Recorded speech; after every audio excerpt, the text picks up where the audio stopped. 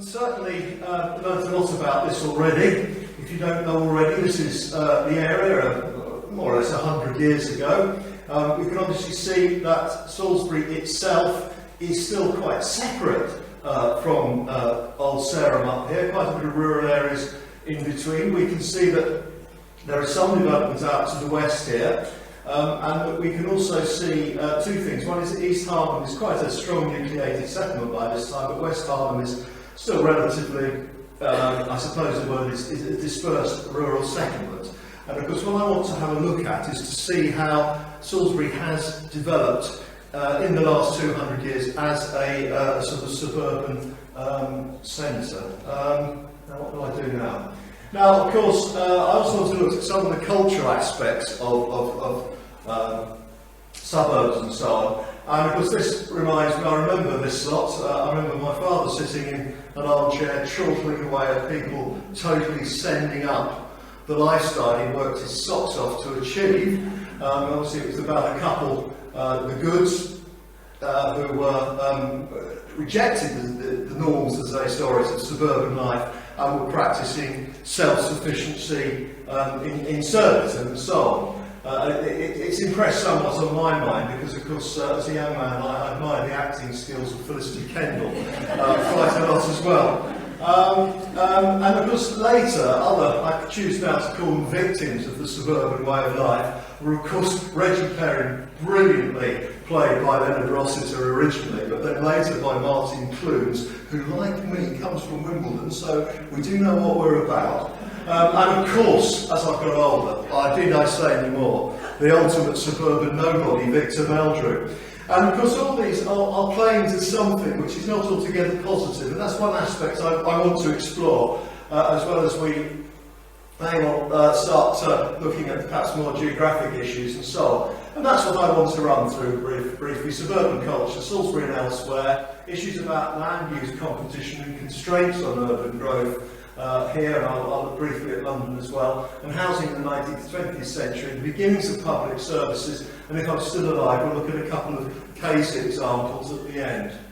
Now, obviously, the good life and so on, and suburbanism, by the way, that's not the origin of the place name, that's just a rather poor pun.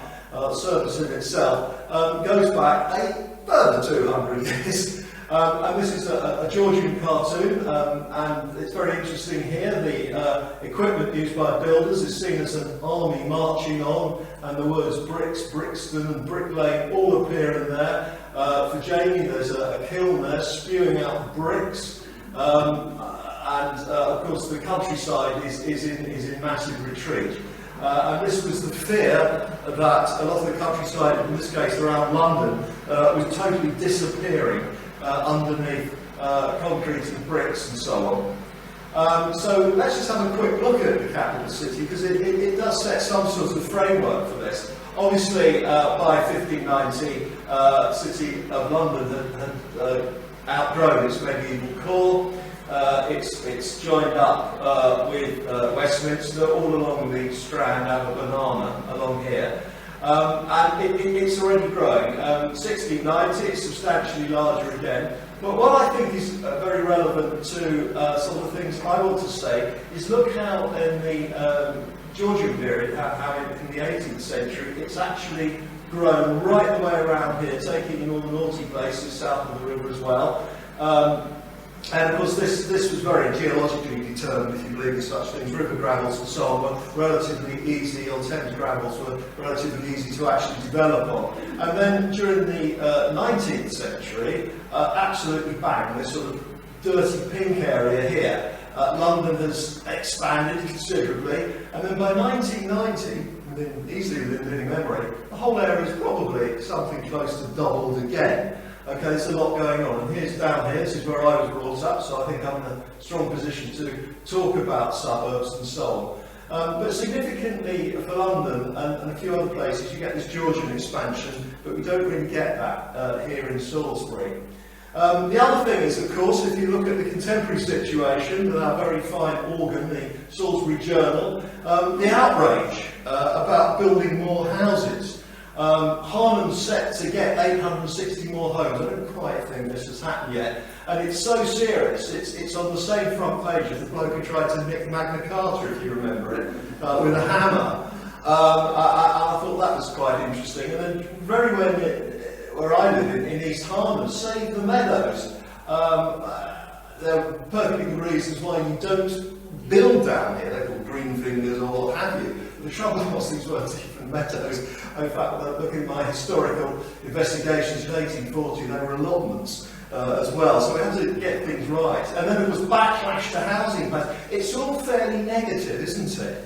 You know, you've got this kind of idea that people like us, people like me, people like most of us, we're happy where we are. We don't want people like us going and living in the field next to us, and worse than that, we don't want them to build a bloody great house there because it'll spoil the view or something. You know, lock up your daughters. You know, it's really quite funny, people's attitude to suburbs and so on. So I've used the slightly pompous term this late on Saturday, culturally ambiguous. But if you start to look at it, I think a lot behind it is around the English attitudes to property. Absolute property rights do appear during the English Commonwealth period, famously, obviously promoted by John Locke, who came to equate property ownership with enjoyment of life and liberty. You're only a free, happy person if you own property. Englishman's home is his castle. Urban environments could be cramped and insanitary because we're working class suburban areas. So there's another side to this, which wasn't so good, but there were visionaries like Octavia Hill, for example, who worked on social housing and better quality in Victorian London and so on. Very important in this is the rise of the middle class and the demand for voting rights, meeting property qualifications. It wasn't until the last century, I don't think, that they did away totally with property qualifications to actually vote. But of course, the famous one which is relevant to us, I'll come back to that later, is the so-called Great Reform Act of 1832. And then there's another Reform Act in, I think, 1867, which was a springboard for which Disraeli came to be Prime Minister. And all of this is about suburban growth and the rise of the middle class who wanted representation and all the rest of it. Actually, suburbs have been commented by some people as to be a compromise between living in the country and living in the town, away from the squalor, the noise, all the sorts of stuff we've heard about in the checkers from many of our speakers and so on today, and you move out to a nice area. It's actually not new because there is something called a cottage garden tradition in which, of course, rural families would grow their own food or whatever out there. And part of the aspiration thing, which is almost quite funny, is names of roads reflect aristocracy and rural Italy. Wyndham Park Estate, you know, just up the road from here. Estate, they don't talk cluster of houses or anything, but an estate, you know, and things like that. And then right near me again, the Rowbarrow Estate is perhaps slightly more interesting. But they've reflected the prehistoric heritage of the area. We've got Barrow Close, Beaker Way, Woodbury Gardens and Flint Way. And there'll be so many talks about Vikings today, but I'd left out Viking Way, thinking it was a bit of an anomaly just up the road from me. But maybe it was where the Danes sacked the area in about 2000 or something when they built the houses or rebuilt them. Then the names of local worthies, of course, Macklin Road after a famous mayor. Now I'm all for that because Macklin, I think, did a lot of good for Salisbury and so on. But also speculative development, which is another thing. It's certainly very important around Salisbury, particularly where I live on the south side. I'll come to that later. But this caused suburban encroachment in the countryside and was resented and witnessed nationally by the rise of what's now called the Campaign to Protect Rural England. In fact, that one was, they were concerned initially about the South Downs, Telscombe Cliffs area just east of Brighton, and that sort of thing as well. There's another village there called Rottingdean, which also suffered some bad soil erosion, or has done. And that was the kind of panic that, you know, this is uncontrolled suburban development. We've met this before, Jamie's presentation. Just to refresh your memories a little bit, there's Fisherton, our suburb here, which he's beautifully explained earlier on this afternoon. The beginnings of sort of development to the east towards St Martin's Church there. Not a lot south of the river this time, but you can still see the houses on the bridge there. and these are the Harlems back this way as well. Of course, Old Sarum, of course, is still part of it there, sort of stage left, and I'm indebted, of course, to the late Mike Callan for pointing out this is the first representation of the Harlem watermeadows. You can see them there as well. So we've got this weird thing that Sewage did in the early 18th century of sort of easy from the Harlem Lights and possibly up a tree as well. I don't think he was able to get off the ground with the technology of the day, but you never know. Okay, sorry, I can't resist things like this. This is a sort of distillation of a hydrogeological map of the area, and we can start to look at the tripartite land division of the area, which people have already talked about. Jamie's mentioned some of this, of course. Famously around us is the chalk downlands. We've then got various river gravels on this thing here I nicked from an old BGS publication. It's called Valley Sands and Gravels there, but it's really river terraces which are in the bottom of the valleys, and they're sort of either side or around the floodplains, and I think we've heard quite a lot about floodplains as well, which is the active floodplain, the area that gets flooded and is made of finer, usually to the silty material, things like that. But what makes this area is really the chalk downlands. You've got something like 300 metres or more of chalk in the area, which is like a great big uncompressible sponge, and the fissures in it are full of water. So that not only keeps, of course, the famous 5 rivers working, of Salisbury as well, but enables us, of course, to put boreholes right the way down, and engineers in the 19th century could get down hundreds of metres sometimes to tap the water table there as well. So that's something else we've got to look at, not just the land use, but the fact that we're so lucky, basically, to have our city on a sponge, essentially, except it's not very spongy.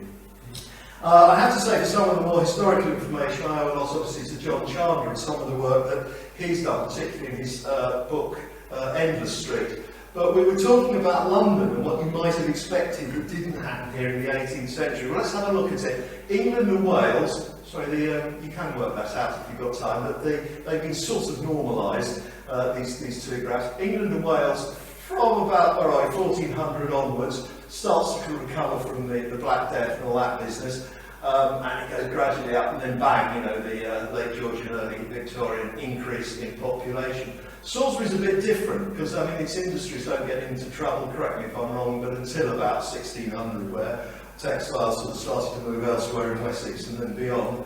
But the population stabilised and it's behind, and it's not until the 19th century that the population starts to rise there as well. So there's something different going on from the rest of the country as well. So I went, of course, to the official statistics.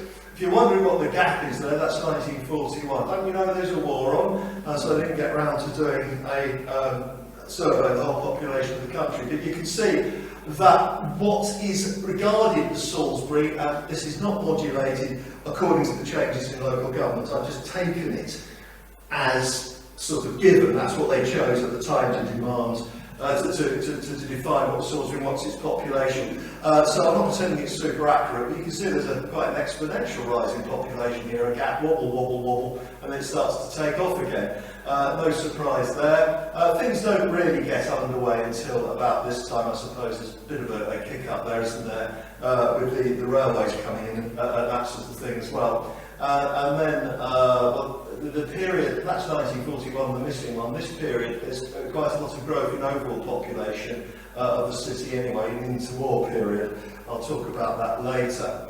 I did mention there are Georgian houses here, as we know, lovely Georgian houses. Some of them are simply Georgian facades, and other ones are sort of new builds at the time. But Salisbury doesn't move outwards very far at all in terms of its development during the 18th century. That's obviously Bourne Hill House on the site of the St Edmund's College, I believe. And that's right near me. That's the university we never had, well, we did have, but it didn't survive on that site. It's a private house, very interesting house. I've been in there. And there's a lovely sort of Georgian stroke Regency job opposite me. I imagine, Jamie, a Fisherton brick? It is. Your favourite? Some idiots tried to repoint the rubber bricks over the window. Oh, right. It doesn't work at all. Right, well, thank you for that. Yes. I won't repeat what he said. But anyway, I have to say, I do like that house.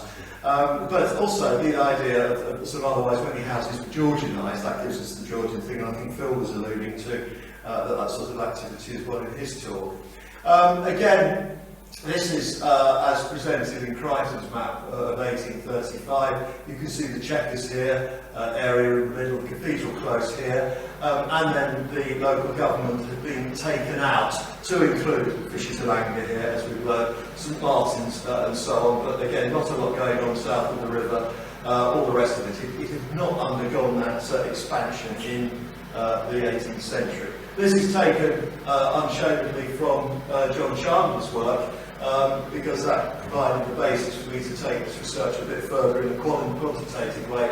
And John had started in 1820, beginning 200 years ago, 1880, 1920, and then up to 1960. And again, it tells the same story. Not a lot has happened in 1820, except because there's Fisherton. By 1880, the Victorians have been to work, and there's sort of work out, there's building up here, particularly along to the west of the city, along the Devizes Road and Wilton Road and so on. The railway station is a sconce that's been there for, what, 30, 40 years.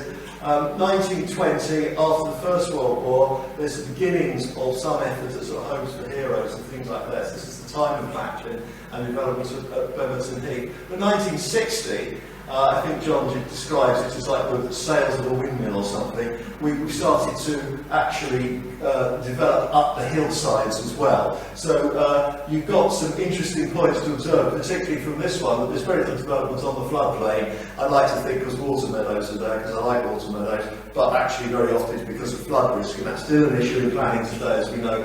There was a lot of developments on the river terraces, including along here with the Harlems and so on. But by the post-Second World War period, we're beginning to build up the hillsides as well. So that's that constraint.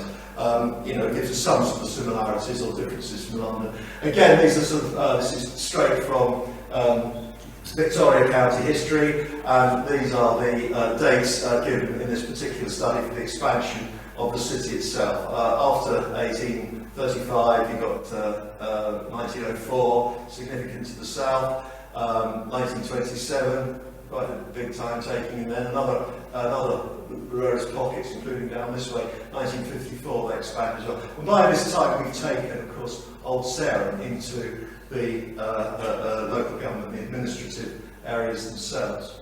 So what is a suburb? Here on the edge of your seats, worrying about this, I can see that. And there is no answer. Really, cultural aesthetic presumptions. We may think we know one when we see one. That's why people laugh at suburbs. All the houses are the same. You've read Asterix. He does Asterix Chez les Bretagnes. He goes to England, and all the sort of Iron Age huts are all exactly the same down the road. It's that sort of thing. Outgrowths of dependencies of larger settlements. Well, English Heritage, I'm pleased to say, you can take an interest in suburbs actually. Identification shifts between what's urban and what may be considered suburban. And I was absolutely delighted to hear Chris Strutt actually using the word suburb, yes, in connection with Old Sarum. So there is an urb and there is a suburb bit around it, obviously defined by within the outer bays, and then the spread beyond it and so on. Should they be contiguous with the core settlement? I mean, Britford, you could argue, is actually separate, but it is suburban. Is it a suburb of Salisbury? I don't know, really. But Fisherton and East Harlem, we've learnt about bridges, are linked by bridges. We regard them as suburbs as well, so there's some relationship there with this as well. I'll hop over that one. Houses with sufficiently large gardens to grow a few vegetables and flowers. Broadly speaking, not more than 12 houses to the acre, so that's only 30 houses to the hectare, where houses are close together. And that's the land utilisation survey, which took place in the 1930s. A lot of it was published post-war when the land use changed anyway, but it's still an interesting study. Somebody's had a go at looking this quantitatively from an economic point of view as well. You'll also be familiar with the idea of the central business district. Well, our central business district is obvious. It's where the shops are, and within that there's an even more central district, which is of course the markets as well. And that's a planning thinking as well.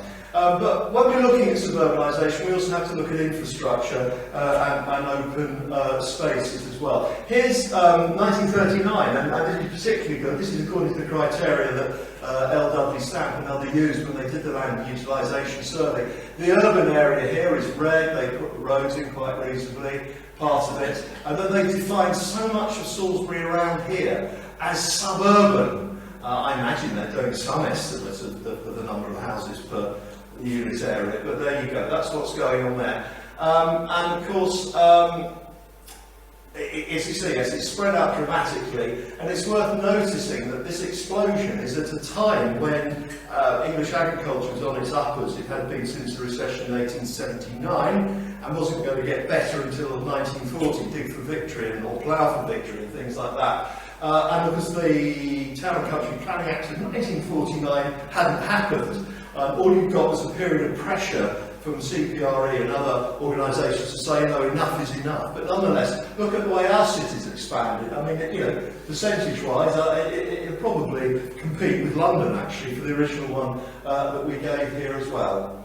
Okay, over to you. Spot the suburban houses. Where's this? No, Jamie, don't say anything. Where's this? Yeah, you got it. Now, how can you tell the people here thought they were posh? And it's not the stone cladding. They've got a front garden. Well, you've got a front garden as well. But look up a bit further up. 3 stories. Oh, 3 stories? Yeah, 3 stories. Probably servants' quarters, aren't they, in houses like that, I imagine. So these were people who thought they were a bit of cut above, maybe. Further along, you've got these, again, Fisherton brick houses, the Georgian or Georgian style houses further along the road there as well. Beautiful houses, and I was checking them out on old maps on Know Your Place and realised I think they were in place during the Georgian period. Anyone know where this is? That's right, yes. So it's more working class housing. Now, James said if I referred to this as railwaymen's cottages, he'd never speak to me again. But they are workers' cottages by the railway. Okay. I'm not a Jesuit, but I should be. So you've got here, this is working class housing. There's certainly no front gardens there and all the rest of it. But they're probably better than some of this stuff had gone before, because there is good evidence, I think, that some of the checkers were pretty awful for poorer people who are overcrowded. And where's this? Windemar. Thank you very much, Phil. He's awake. Yes. One of the best pubs in the universe, in the cosmos. It's just on the corner there, and Neil lives over here to the right somewhere. Okay, so we know our Salisbury, don't we? That's great. All right. Now, the other things about suburbanisation, there's this sort of assumption in people's minds that, excuse me, that one day there's a cow munching her way through a field of grass, and the next day there's a whole load of houses on top of them. It isn't like that. It's a progressive process. As a city grows, it changes the land use as you go out. Jamie was talking about this, actually. I was nodding when he started talking about horticulture. This is a little study I'm doing on Britford. And you can see here from East Harlem Farm that was, right near the bridge there, right the way down south east down to Britford properly. And I've actually just had a look at some examples here, the obvious ones. The number one there is cottage allotments in 1840 with arable field to the east. The field was Keane's Nursery in 1900, glass houses by 1930, allotments built over by 1960s, and so on. And some very bad English there. So what's happening here is the importance of the urban centre is of course affecting the land use. Market gardening, you know, it does what it says on the tin. It's changed from being agricultural or even just urban allotments to commercial stuff. Allotment gardens, here of course Norfolk Britford Lane, mid-19th century, back to pastures today, they're the ones I showed you. I'll come to these later, but there were nursery at Milton Road, built over as 2015. Milton Road's just down here. Sports ground, first half of the 20th century, okay? Just there, again that became built over. Playing fields to the present. Up there's Bishop School, playing fields and so on. But further out, it's not really affecting them, the more, shall we say, rural hinterland. Those allotments, 1840, associated with the Georgian cottages on the up thing as well. This is from Jamie's monograph. This is what, as I said, captivated me, because they're actually building the houses out of Fisherton brick, and possibly using mortar and so on from the Harlem slope area, all local building materials. And then, of course, you begin to have a kind of, well, what do you do with it after that? Well, what do? You just build houses on it, you know. You could just sort of sit there and make a brick and build your own house. Obviously, going down and the house is going up. I don't know, you know about this. But that's interesting, isn't it? It's this use of this brick earth material, this geological material, in the development of the land itself. Oh God, I didn't realise that. That's because I've got my mobile phone camera. I've got a bit of leather that gets in the way of the lens, but never mind. And again, this is here. I was saying that really in the 20th century you started to get growing up the road, the developments up the road. And this house is actually given a prominent position. This is Atwood Road in Salisbury, and then looking down the road, he's looking down at all the other, or probably looking down on the slightly inferior 1920s, one of the old suburban houses like that. And I'm reminded, of course, of Dancing at Whitsun, Austin John Marshall, which is actually an anti-war song, folk song, made famous by Tim Hart and Maddie Pryor. But they sing about this. There's a straight row of houses in these latter days, all covering the downs where the sheep used to graze. You know, get your hankies out, this is English rural, but we're putting a bloody great suburb on top of them. Again, other things, Beverton Heath, of course, comes in, a large, what we now call social housing problem, Macklin Road and so on. I'm talking about continued developments into the 30s. And interestingly enough, a real sort of central planning idea here was that there was actually community heating schemes in the post-war period on the Westwood Estate as well. Now that's interesting as well.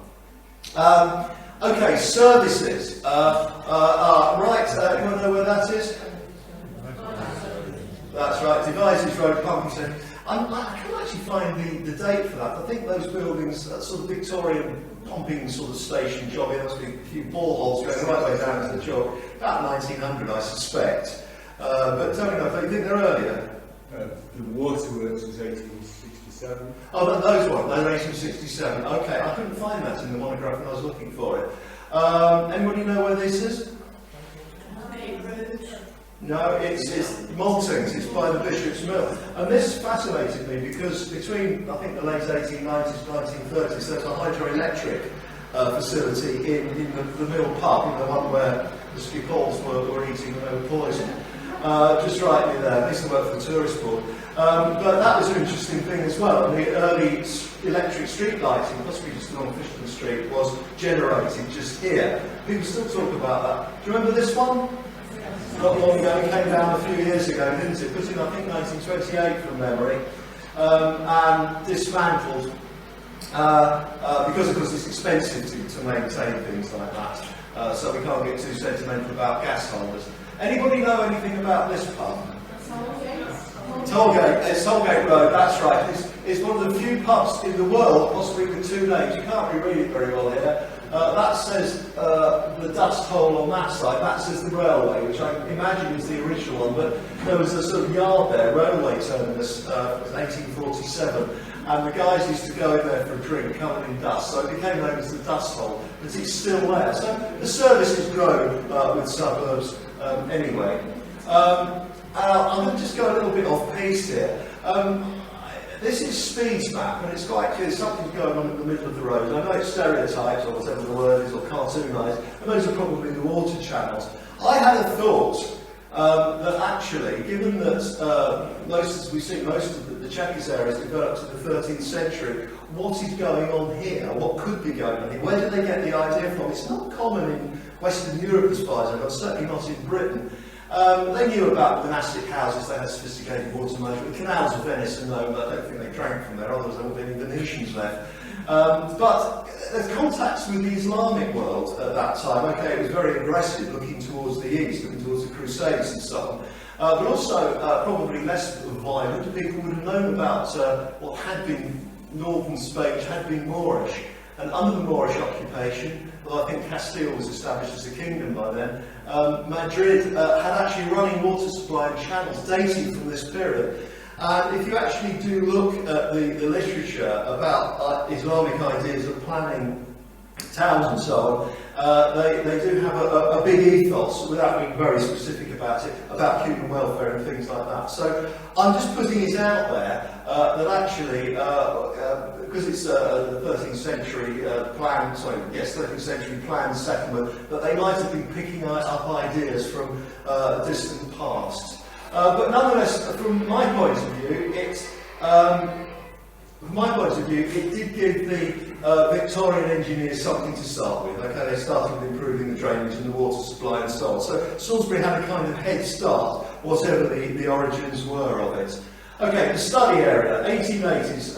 These aren't very good maps. They're from something called Digimap, and I no longer have access to it. Persist as well. But let's have a look at Salisbury, south east. That's Britford. I'm going to live there one day. You've of course just got one bridge crossing here, the Aylesway Bridge crossing there. You've got where that D is conveniently the watermeadows east of the close used for sewage irrigation. Okay, there's a whole interesting idea about the sewage farms. They're really watermeadows. Isn't it lovely watermeadows? English rural, look at those lambs leaping around everywhere. Yeah, but we also used to dump shit on them. And there's quite a lot of literature about it in Nottinghamshire, in London, and now, thanks to Cathy Stern and Mike Cowan, we have been able to find it just here. Churchill Gardens were sewage irrigation meadows. So that's the beginnings of that. That's how they're beginning to deal with the stuff that's coming out of the checkers and coming out of the drainage there. Although at one point I think the channel went past an isolation hospital full of not very well people. 1890s, the sewage works is developed. This is the time when they were realising it wasn't working, it's getting too smelly, and urban dwellers and rural dwellers didn't like it. So they started to put proper sewage works up there. We can still see here, we've got a nursery down here developing, again, peri-urban industries, land use change, so associated with suburbanisation. 1920s, the sewage works is enlarged. Hooray! What do we want? We want a really big sewage works. Well, there you've got it. Houses with gardens appearing along Downton Road. Right, all along here. This is infill between Britford Lane and Downton Road along here. We're really spreading out. Sports ground appears. Atwood sports ground there, which is over the back of my house there. And of course I marked the nursery again there. 1930s. 1933, they get a new Harlem Bridge put in, links into Exeter Street, and later, of course, they're going to put the ring road around here. Again, massive sewage works there. What else? I think something gone wrong here. No, there's further infill going on in that little area in there, around where the meadows were and that sort of thing. So that's the interwar period where the stuff is happening. This is a house chosen at random from the Salisbury suburbs. And what I'm trying to say to you is actually this is really interesting because you have a look at this house. There's a number of things about it. Remember Ernie Wise's toupee? You couldn't see the joint. Well, here you can, because that part of the house dates from the 1970s, and that part dates from the 1950s. I couldn't match the bricks up very well. There's a garage here, but there's the plot thickens to the garage. There's a strip of land down here which you can still see in the gardens patterns. That's actually my vegetable plot down there. I thought at first it was access to the sports ground, but my friend Phil Belton, who was brought up next door, he said no, he just thought it was actually for another plan, because they didn't mess things around. I mean, this house, my house, was actually planned to look towards Britford Lane at one point, so I got a car turnaround in the back garden, which isn't very convenient because it doesn't go anywhere. So let's carry on with this theme a little bit further. 1960s, we've got the Harvard hospitals, the Common Cold Research Unit. A friend of mine said that he's a local chap. He said my aunt used to work there. I said, what did she do? You know, she's a scientist or whatever. He said, no, wash the hankies. It was a joke, but anyway.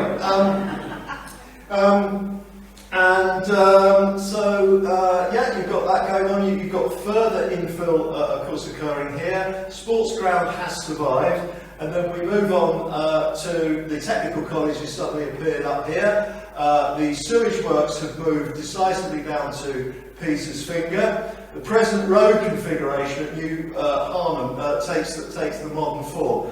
I do chair a local cycle club, and we're pressurising to do something about this. It's not good. but nonetheless that's the present form, and that's still modernism. There's the ring road going in there, which a friend of mine tells me that had destroyed, in fact, quite a few Georgian houses on the edge of the city, such that there were.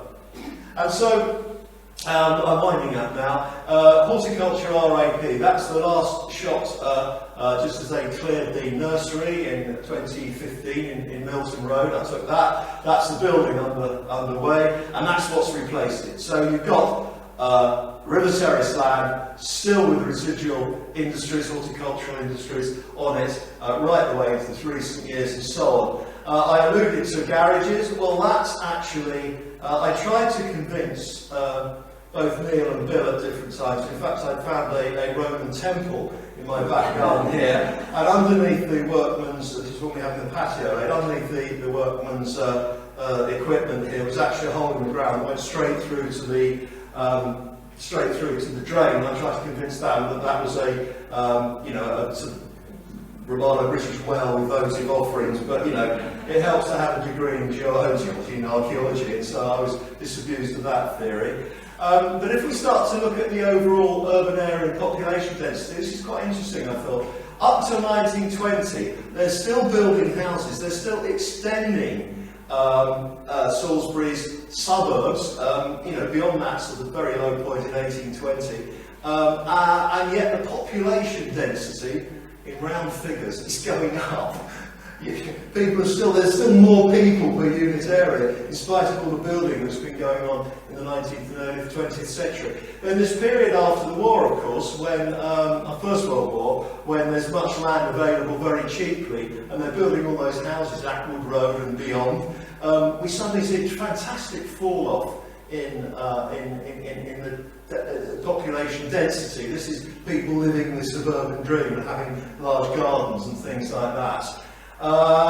And yes, the only thing is I was looking at some industry reports when I was putting this presentation together, and they're still saying, well, actually the amenity space and the size of the gardens is shrinking again, so that might change. But that's the long-term trends for us themselves. Right, we've mentioned electoral reform, we've mentioned the definitions of suburbs, and so on. I call this the revenge of the suburbs. Okay, Stratford Castle, that's 1840, that's the Tithe map. There's obviously Old Sarum at the top there. There's the road here where we're going to meet tomorrow. Those of us who are coming to the meeting tomorrow, meet at 10 o'clock at the reading room. It's complete with burgage plots developed from the medieval period. And otherwise, as we've seen, it's relatively quite rural, really. It's the south, another mile or so here into Salisbury of the day. What else was I going to say? And also, of course, Pitt the Elder, brought up in my Warden house here, at least as a boy, was able to overlook the rotten borough of Old Sarum, okay? Now, if my information is correct, at one stage there were 7 electors, I think producing 2 members of Parliament, and John Glenn thinks he's got something to worry about. All that's going on there as well, because that was all reformed and swept away in the 1832. And then there's just a few years ago here, you can see what's happening here. This is modern mapping. The suburbs are coming back, they're creeping back into Dom and Chris territory around here. These are the other ones. Stratford Castle, this famous dogleg here, he talks about the portway and everything. It's all urbanising, that's still pretty old stuff as well. So just to sort of close the story then, to say that if we're looking at the relationship between Old Sarum and New Sarum, there's a lovely story to be told about the rise of the middle classes, about the spread of housing and the widening of the electorate.